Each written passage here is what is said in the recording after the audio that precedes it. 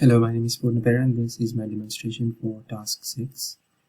So this is the guessing numbers program. So first I've initialized user number 1, which is the value that the first user enters to a value of 0, and user 2 guess, which is the value that is to be guessed by the user, also to a value of 0.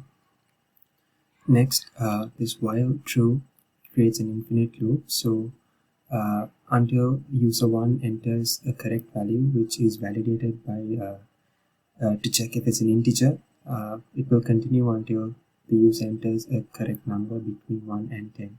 As you can see, this condition checks if the number is greater than or equal to 1, and this operator checks and if the number entered is also less than or equal to 10, and this will ensure that an integer is entered by the user. So if the user enters an invalid input, this loop will continue until a correct input is entered, and if it meets these conditions, the break statement will ensure that the loop will break out of this infinite loop and continue on to the next stages. So also if an invalid input is entered, this running will make sure an error message is displayed to the first user to enter a correct number.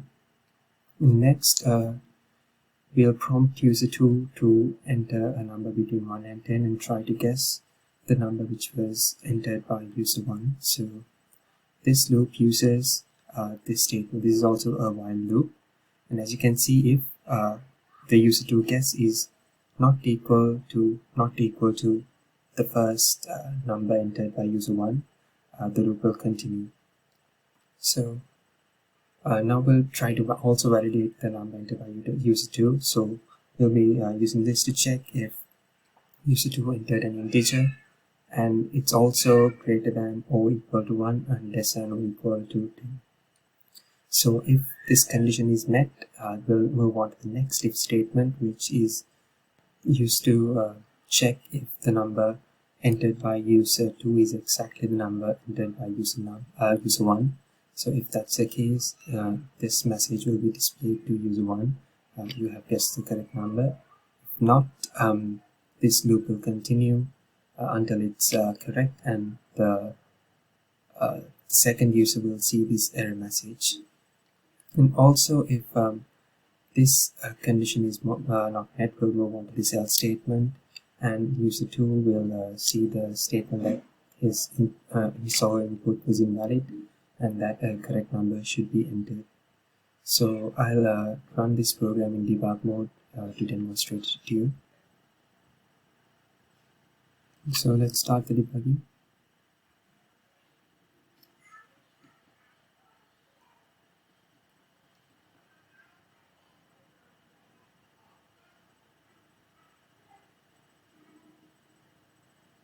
So as you can see, user 1 is prompted to enter a number between 1 and 10. Let's enter 7, for example.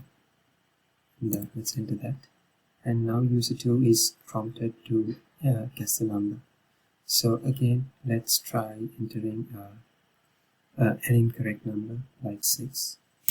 As you can see, the guess is wrong and we have to try again. And now let's test for the data type and enter the wrong data type. Let's enter the letter A, for example, and as you can see, the correct prompt is displayed and it says that input is not valid. And now let's test for the limits and try entering a number that is greater than 100, greater than 10. Let's enter 100, for example. You can see again, we can see the same error message. Now 7 was the correct number, so let's try entering the correct number.